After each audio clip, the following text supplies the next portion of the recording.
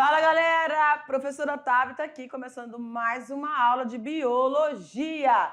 Meus queridos alunos do primeiro ano da mediação tecnológica, um forte abraço para todos vocês. Galera, eu quero dizer que quando nós tenhamos a oportunidade de estar aí com vocês, isso é muito especial. E aí, a gente vai colocando, né, algumas fotos, algumas imagens das turminhas aí, que é por onde a gente passou, que a gente vai conseguir fez esse registro e vai conseguir colocar aqui nas nossas aulas, tudo bem? Mas professores, continuem mandando para que a gente consiga atender todo mundo que for, né, solicitar aí a sua turminha nas nossas aulas, tudo bem? Bom, na aula anterior, galera, nós falamos sobre metabolismo energético. Esses processos metabólicos que nós vimos, quimiossíntese, fotossíntese, respiração celular, fermentação, são processos que são realizados por várias formas de seres vivos e que, como o próprio nome está falando, energético. Esses processos, eles fazem com que os seres vivos, né, desde aqueles microscópicos até os mais evoluídos, vamos dizer assim, como o ser humano, né, os animais em si, nós vamos realizando esses processos para obter energia. Mas energia para quê? Eu acho que ficou bem definido ali na aula, não foi? Essas energias são necessárias para manter as suas funções vitais. Quando nós nos alimentamos, nós respiramos, quando nós nos reproduzimos, quer dizer que nós estamos bem adaptados àquele ambiente. E tudo isso vai acontecer porque você tem a energia necessária para que, quando acontecem alguns intempéries no ambiente de que esse organismo está inserido, ele consiga driblar todas essas adversidades, esses intempéries, e aí ele consegue se manter vivo. Tá certo? Então, essa energia ela é muito importante. E aí a gente viu ali no processo que você vai ter tanto vegetais quanto os procariontes, né, as bactérias ali, as cianobactérias, realizando processos distintos. E a gente falou também da quimiossíntese, lembra? Quando a gente fala lá da teoria da evolução, a gente lembra bem desse processo, onde, segundo a teoria autotrófica, as primeiras formas de vida surgiram ali nas fendas termais, onde eles utilizavam, né, sulfeto, sulfato, para poder transformar aquilo em energia, tá bom? Então, na aula de hoje, eu convido você, queridíssimo aluno, tá ligado? Ligadinho aí, ó. Pega teu material. Se você ainda não botou seu caderninho, eu tô te dando um segundo. Ok. Coloca o seu material em cima da mesa. Fica alegre e à vontade, né? A alegria tem que ter sempre. Pra gente começar. E a gente vai falar hoje sobre a aula 26.1. Joga lá no telão, diretor. Aula 26.1, e a gente vai falar sobre, vamos lá, núcleo, parte 1, porque a gente vai ter ainda, obviamente, a parte 2. Não vai ser uma série, não, né? Às vezes tem momentos que a gente divide tanta aula que parece uma série, né? Tem ponto 1, 2, 3, 4 até 8. Já aconteceu. Mas olha aqui, nós vamos falar então sobre o componente do núcleo, tá bom? Deixa eu pegar o meu marca-texto aqui, vocês já sabem qual é a cor que eu gosto, né? Que a prof gosta. Então, componentes do núcleo. E nós vamos falar sobre o que tem dentro do núcleo, que é o foco do material genético. Na imagem aqui a gente consegue visualizar esse material genético. Então, gente, olha aqui para mim. Quando nós falamos de núcleo, nós temos aqui, ó, rodando, deixa eu ver, agora tá descosta para nós. Deixa ela virar. Tá, pode ter timidez aqui, não. Aí, lá vem ela, lá vem ela, lá vem ela. Olha a célula maravilhosa. Essa célula aqui, galera, é uma célula vegetal ou é uma célula animal? Te peguei? Ih, papai! Essa aqui é uma célula animal, tá bom, galera? Aqui na imagem, ela tá bem, né? Com uma bem esférica. Mas as células animais, elas não são tão esféricas assim, tá? Elas têm formatos diferentes. Aliás, as células têm formatos diferentes, né? Essa aqui é uma célula, então, animal. onde a gente consegue visualizar várias estruturas, o que a gente chama de organóides ou organelas citoplasmáticas, né? E o foco da nossa aula de hoje é esse aqui, ó, o núcleo, tá aqui, núcleo celular, certo? Esse núcleo celular, dentro dele, nós vamos encontrar estruturas que são importantíssimas para o funcionamento dessa célula e a manutenção das funções básicas, funções vitais desse ser vivo. Tudo bem? Então, bora lá? Olha lá no quadro. Componentes do núcleo. Então, a gente vai fazer um breve histórico aqui, né? Falar dos principais protagonistas, vamos dizer assim, que essa palavra está indo muito em voga hoje, né? Protagonistas. Então, quando a gente fala de núcleo, a gente tem aqui, nos reporta a Robert Brown. Robert Brown, ele é considerado o descobridor do núcleo celular. E essa palavrinha, ela vem do grego nux, que vai significar semente. Semente, professora? Porque olha o tempo que ele estava estudando ali, 1773, 1858.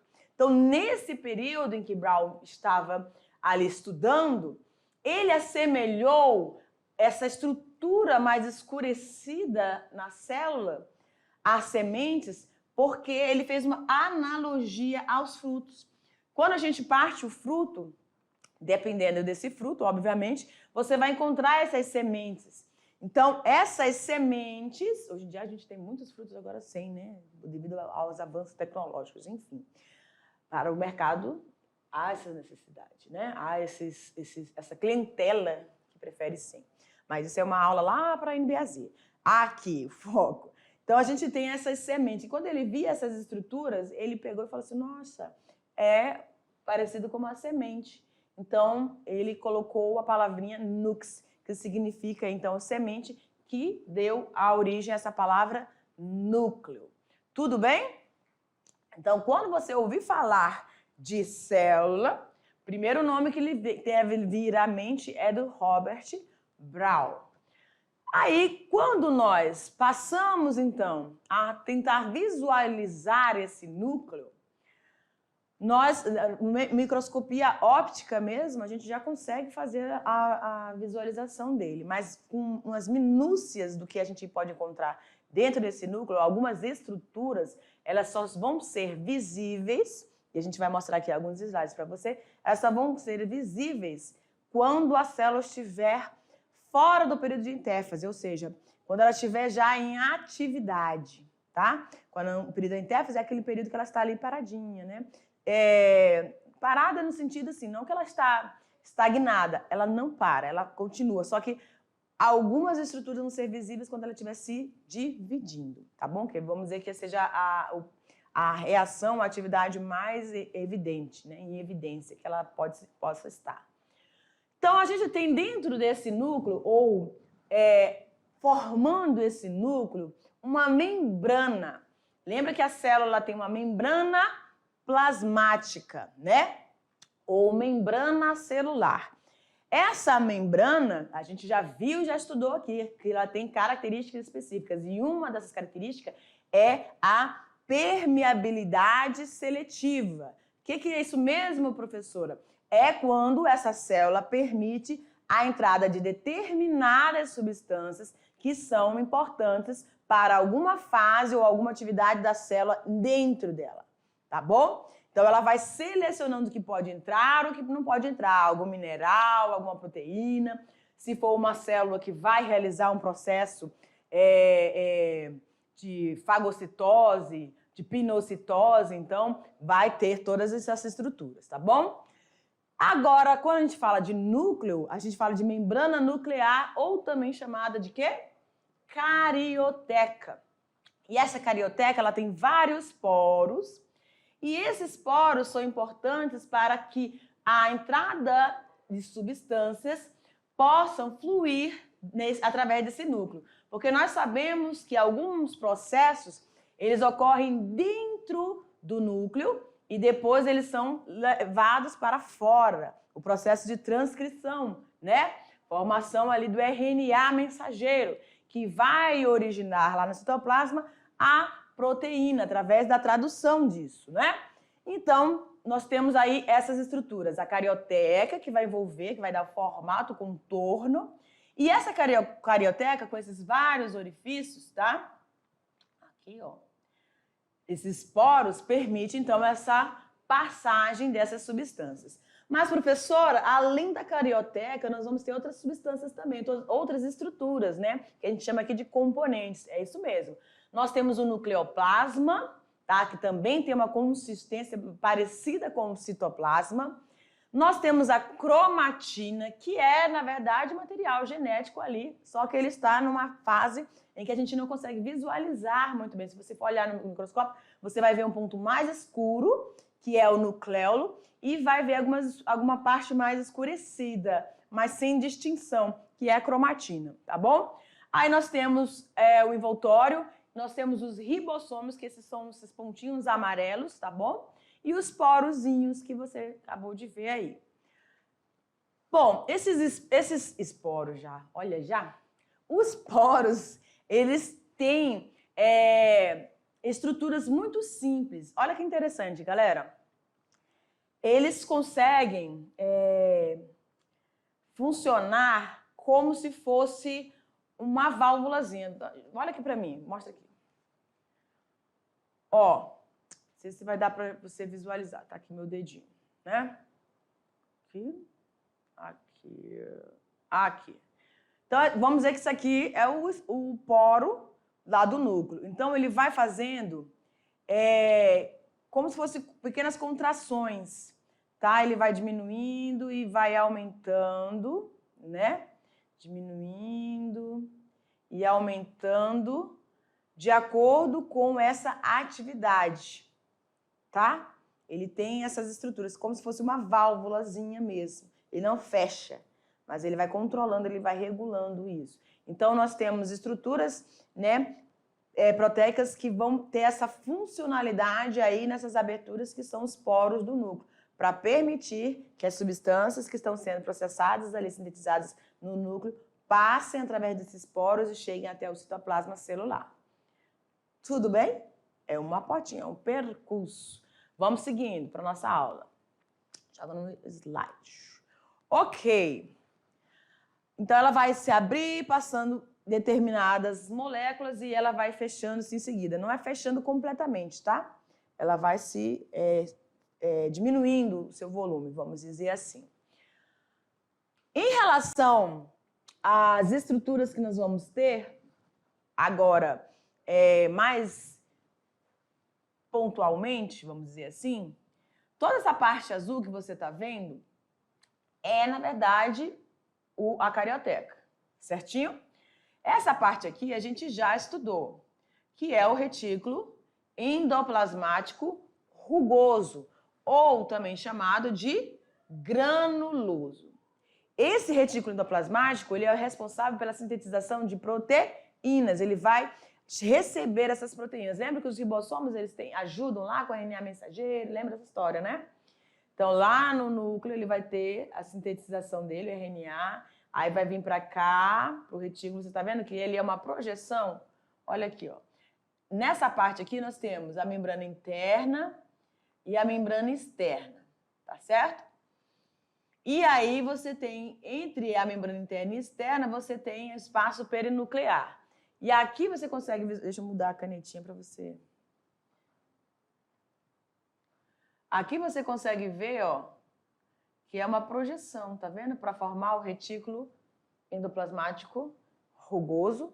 Então, é uma projeção. E ele está bem próximo ali. O retículo endoplasmático granuloso ou rugoso, ele está sempre ali próximo ao núcleo. Então, quando você for pedir para você, ou quando, né, a gente sempre pedia em sala de aula para pedir, para reproduzir uma célula, seja vegetal ou animal, ou uma célula animal ou vegetal mesmo, porque a bacteriana não dá, porque ele é procarionte, né? Então, não tem essa organela. Mas aí você sempre tem que colocar aí pertinho. Se você colocar lá próximo da membrana plasmática, não vai estar correto, tá certo? Então, olha aqui como é que a gente consegue visualizar o nucleolo. O nucleolo é toda essa estrutura aqui, ó. Tá? e aqui a parte, né, que seria correspondente ao citoplasma celular, tá? Que é o nucleoplasma, onde nós vamos encontrar também a cromatina, que é o material genético. Bom, quando a gente fala em cromatina, o que é a cromatina? É o material genético, só que ele está num formato ou numa consistência em que você não consegue visualizar nada, você não consegue definir nada. Mas quando a célula começa o processo de divisão celular, o que vai acontecer? Primeiramente, a carioteca ela vai se desfazer, não é isso? Aí os centríolos que estão em pares, eles vão começando a migrar, que é a prófase, lembra? Que elas começam a migrar para as extremidades, e aí você começa a ter o condensamento, né? Tem a duplicação dos cromossomos, aí o condensamento desses cromossomos, tá certo? E isso aqui é, na verdade, o quê? A cromatina, só que com os cromossomos agora perceptíveis, visíveis. E eles ficam nesse formatinho de X mesmo, que a gente, quando eu estudava, eu chamava de o X da Xuxa, mas não é da Xuxa não, é dos cromossomos mesmo, tá? Então, eles estão sempre aos pares. Nós, seres humanos, nós temos uma quantidade de 46 cromossomos em uma célula somática. Que célula somática é essa, professora? Qualquer tecido do seu corpo, se a gente retirar e for quantificar, a gente vai encontrar uma célula com 46 cromossomos. Tudo bem? Porém, as suas células gaméticas, que estão fazendo parte da produção dos gametas, onde a gente tem as gônadas nas mulheres, os ovários e os testículos nos homens, essas gônadas, esses órgãos, vão produzir, então, as células gaméticas, espermatozoide e óvulo. Lá, você só vai ter o quê? Metade, que são os 23 cromossomos. Tudo bem? Então, aqui a gente está vendo, na verdade, um cariótipo.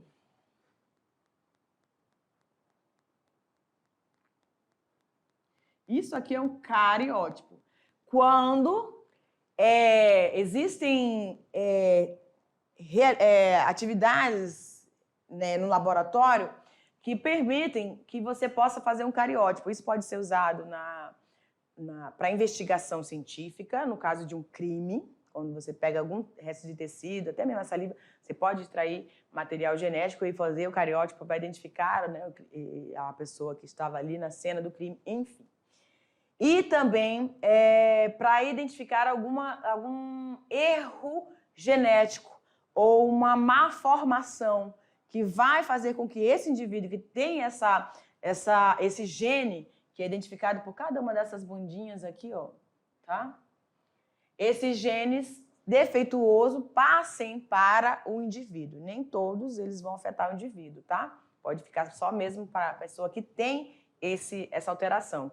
Não chega a passar para os descendentes. Isso é fato. Certinho? Então, essa aqui é uma visualização desses cromossomos.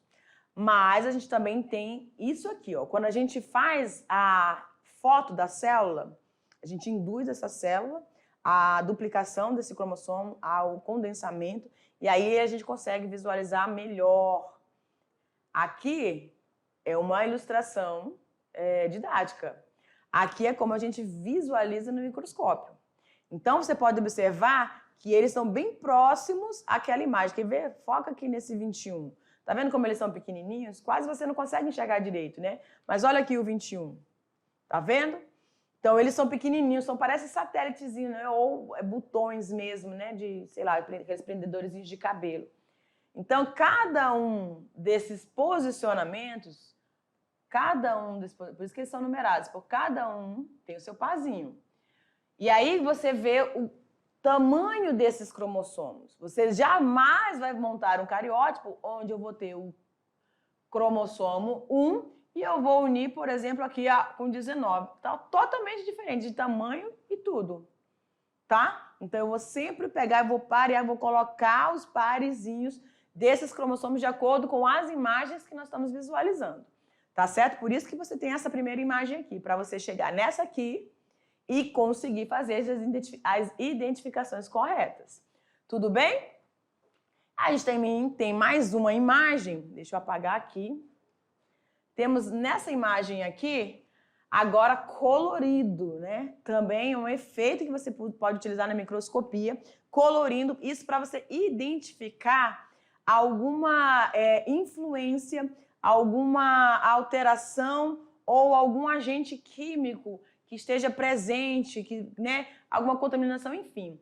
São artifícios dentro da ferramenta aí microscópica, né? Com laser, com tudo que você pode utilizar para poder fazer a identificação e análise melhor desse cariótipo e chegar à resposta que você está querendo, né? Procurando ali. Tudo bem? É bem bonitinho, né? Tudo coloridinho. Bom, ainda falando desses cromossomos, vamos agora ver a minúcia dele, né? Esse aqui é um cromossomo, tá? Vocês estão vendo que ele é pequenininho. E ele tem um ponto de conexão entre essas que a gente chama de cromátides. Ó, isso aqui são as perninhas, as assinhas, os bracinhos, vamos dizer assim. Então, eles são cromátides. E essas cromátides, elas são unidas por uma parte central ali, que é chamado de centrômero. Perfeito? E aí ela tem estrangulamentos, como se fossem presilhas prendendo. Então, a gente chama de constrição secundária nas extremidades e constrição primária aqui, onde vai ter o posicionamento do centrômero. Tudo bem?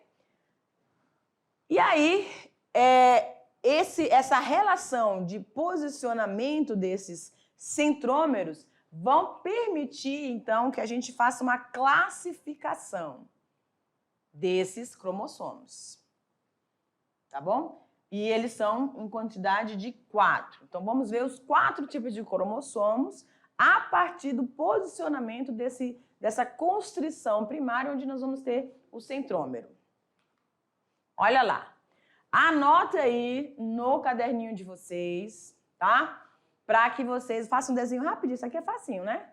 Rapidinho, só posiciona. Faz um X e bota esse feixe, vamos dizer assim, esse estrangulamento na posição que está aqui no quadro. Ó, quando a gente tem esse aqui, que parece um X, né? Um X, está bem no meio. Então, a gente diz que é um cromossomo metacêntrico. Por quê? Os braços estão em tamanho iguais, tanto na parte de cima quanto na parte de baixo. Superior e inferior. Metacêntrico. Bem no meio. Metacêntrico de meio. Tudo bem? Aí nós temos também um que parece um alicate. Não é? Ah, professora, eu acho que o acrocêntrico parece mais, mas para mim parece um alicate, aquele de serviço mais pesado. E o acrocêntrico já parece aquele alicate da gente, né, meninas? De unha, né? Enfim. Então, o que vai estar, vamos dizer aqui, ó, que a gente tem uma linha, deixa eu botar de azul agora. A professora tem uma coordenação extraordinária. Vem fazer melhor aqui, então. Olha aqui, ó. Ai, minha coordenação é ótima. Por isso que eu demorei um pouquinho para andar de bicicleta, mas eu aprendi, tá? Hoje eu amo. Ó, metacêntrico, tá vendo que tá bem na linha azul, tá vendo? Agora o submetacêntrico, tá vendo que tá um pouquinho acima? Por isso a palavra sub.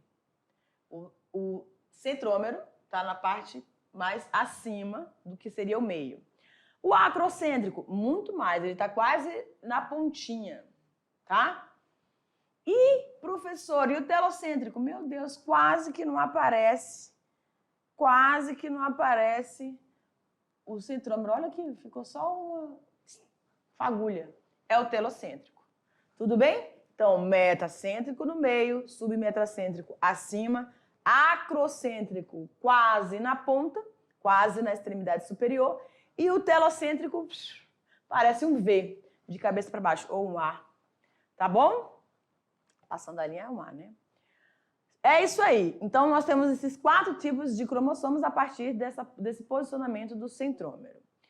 Ok, agora, professora, a senhora disse que tem 46 cromossomos. 46 cromossomos dentro das nossas células somáticas. Professor, como é que esse negócio consegue, gente? Como é que isso tudo consegue caber dentro de algo que a gente nem consegue visualizar a olho nu? Pois é, isso se chama de compactação biológica. Compactação biológica, eles ficam todos comprimidinhos. E aí eles só vão ser visíveis no processo de divisão celular, ou seja, eles vão se condensar e ficarem nesse formato aí parecido um X, lembrando um X, que a gente viu que tem tamanhos e posicionamentos diferentes. E aí, se a gente chegasse assim, puxasse a alça, é mais ou menos isso aqui que a gente teria, né? Você lembra quando nós falamos do material genético e a gente falou da parte primária, né? Secundária, terciária e quaternária, quando eles falam como parece um novelo? Então, como o professor Jefferson pontuou bem, elas começam a ter uma atividade biológica quando na posição secundária, terciária e quaternária. A posição primária ali, tá? Perdão. É isso, né? Isso aqui é a estrutura do material genético. É isso. Então, você vai tendo, então, todo esse novelamento aqui dessas estruturas desse material genético, tá? Aí aqui a gente tem, né, primária, secundária, questão das proteínas, né? Ok. Aqui a gente tem, então, as constrições e a nomenclatura desse cromossomo. Ó, como eu falei para vocês, onde está o centrômero, constrição primária, essa segunda constrição já na parte inferior, tá? Constrição secundária. E a gente chama aqui de telômero essas extremidades, que não tem aquele lá, o 21, que a gente mostrou para vocês, que parece, deixa eu mostrar aqui, que parece, cadê? Aqui, ó, parece um brochezinho, né? Então, dá pra gente visualizar bem esses telômeros, tá bom? Como no 13, 14 e 15 ali, que eles são bem parecidos. Um pouquinho mais, com a parte inferior mais alongada do que o 21 e o 22. Mas vamos embora.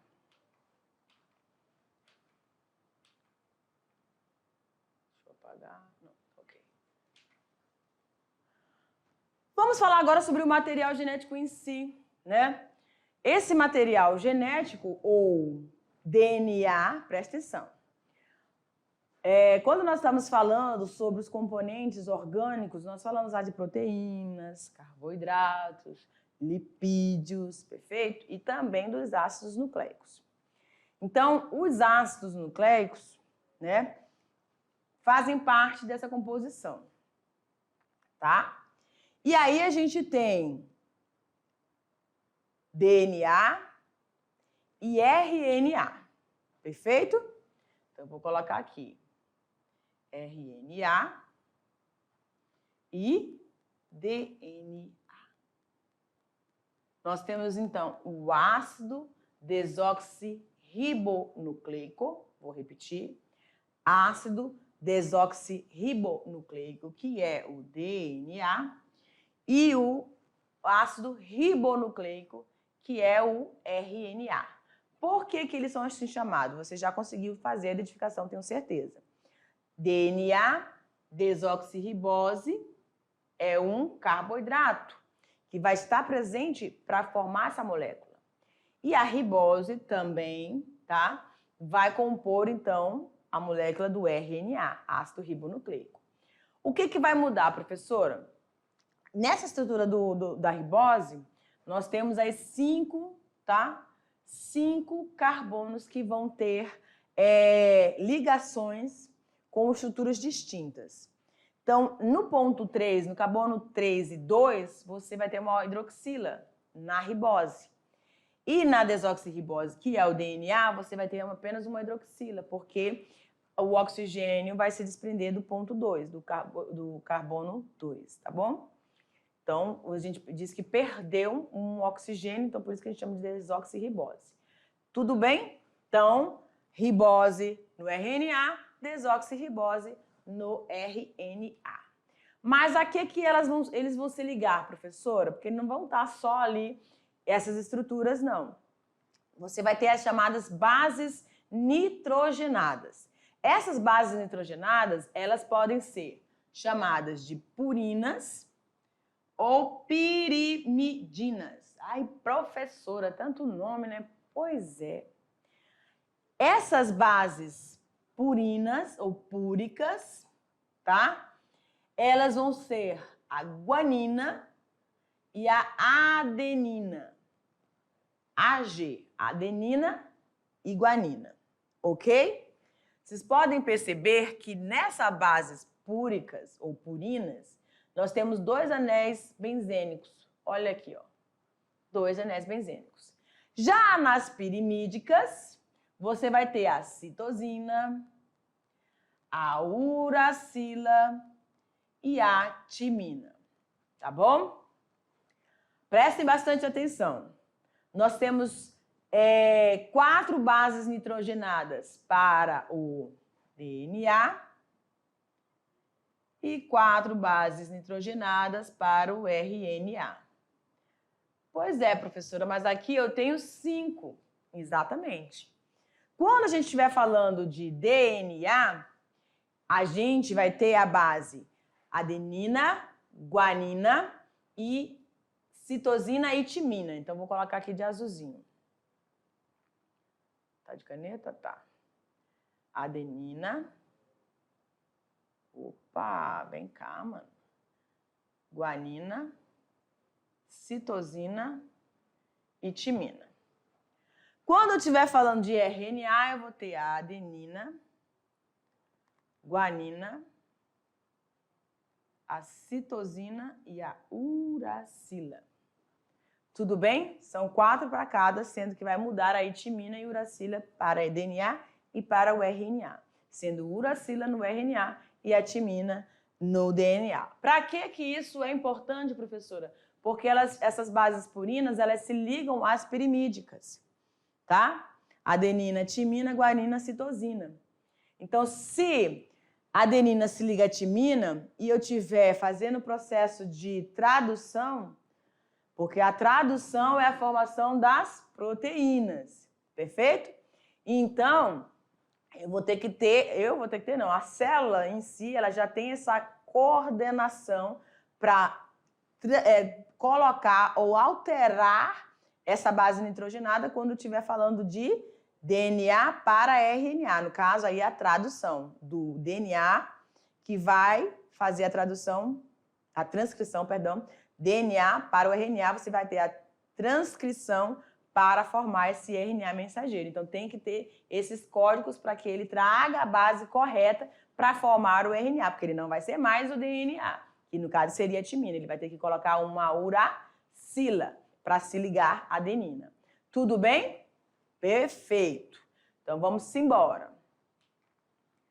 Aí, além, né, das bases nitrogenadas, você vai ter ele se ligando ali a ribose ou a desoxirribose, também o grupo fosfato, tá? Que nós chamamos de monofosfato. Perfeito? Então, aqui nós temos um nucleotídeo. O nucleotídeo, galera, é a estrutura que forma o DNA. Toda aquela sequência, quando a gente vai fazer o desenho, o esqueminha, a gente coloca lá o quê? Só os xizinhos, os cromossomos, né? As 2 alças e trançado. Tá bom? Agora, olha aqui que a gente tem, ó. Pentose. Professora, eu tô vendo que só tem a hidroxila e o outro só tem o H. Ótimo. Então, isso aqui a gente tá falando de quê? De um DNA. Perfeito? Os 5 carbonos, perfeito, o grupo fosfato, olha lá, e a base nitrogenada, que aí tem adenina, timina, porque é o DNA, guanina e a citosina. Se fosse RNA, professora, aí teria as 2 hidroxilas aqui, tá bom? Então, essa é a estrutura do DNA que nós estamos falando dele, nós estamos falando de núcleo, né? Vamos lá. Então, em resumo, olha lá. O ácido desoxirribonucleico é uma molécula que está presente, então, no núcleo de todos os seres vivos e que carrega toda a informação genética de um organismo. Professora, mas agora eu fiquei com uma dúvida. Ó, se o DNA está presente, é uma molécula que está presente na célula de todos os seres vivos, no núcleo, das células de todos os seres vivos. E o que dizer das bactérias? Galera, a bactéria tem uma região, que é um nucleolo ali, tá? Ela não tem carioteca, não tem essa separação do material genético para o citoplasma, como vai ter na célula eucariótica, dos vegetais e animais. Mas você vai ter esse nucleolo, essa região onde você vai ter o DNA, tá bom? O material genético. Tem que ter material genético, senão não tem como, né? Fazer as cópias delas mesmas. Olha lá. Ela é formada, então, por uma dupla alça. Toda vez que a gente faz o desenho, a gente... Oi, meu Deus, pensei que fosse... Aí a gente faz assim, né? Porque tem essa dupla alça e ele faz como se fosse uma correntezinha, né? E aí o que vai ligar, conectar essas alças, como se fosse uma escadinha, são as bases nitrogenadas, tá? Adenina, timina, sempre, galera, sempre adenina vai se ligar à timina. Sempre guanina vai se ligar à citosina. Esse é o parzinho dela. Por quê? Porque é uma púrica e uma pirimídica. Uma púrica e uma pirimídica. Púrica, você só tem a adenina e a citosina, né? E aí as outras vão ser pirimídicas. Vamos lá. É constituída por 3 substâncias que a gente já falou, né? Por uma pentose e por um grupo fosfato, um radical de ácido fosfórico. Então, isso aqui é o que vai formar. Então, cada estrutura dessa vai ser um nucleotídeo. Então, são vários nucleotídeos, assim como nas proteínas, nós temos vários aminoácidos que se unem formando uma cadeia polipeptídica, tá bom? Então, essa é a estrutura e o condensamento. Vamos dar uma olhadinha aqui rapidinho de novo? Naquela imagem do núcleo que eu achei muito bonita. Cadê? Olha só. Vê se dá para colocar eu aqui do ladinho da imagem, diretor. Pronto. Então, o que a gente consegue visualizar aqui, ó? Aqui nessa célula. Nessa célula, que é uma célula animal... Professora, por que a senhora está dizendo que é uma célula animal e por que não pode ser uma célula vegetal? Porque na célula vegetal tem parede celular, você lembra? A parede celular ela já dá aquele formato, né, pentagonal, tipo pentágono, né, tá? Parece um caixão. Ai, formato de caixão, enfim, tá? Aqui não, ó. Ela não é esférica, mas ela tem um formatozinho diferente, é como se for, como aqui, ó, a gente tem aqui, tá? Normalmente a gente representa, né, os livros mesmo didáticos trazem esse formato mais esférico, mas não é bem assim, tá? É mais ou menos aqui assim, ó. E aí, esse núcleo, que é uma célula eucariótica, animal, vai conter aqueles cromossomos todos e eles vão ficar todos ali, ó, compactadinhos, cabe tudinho ali. Há quem diga que se a gente puxar, né, dá para dar uma volta quase no planeta Terra, assim, de tão grande, imagine.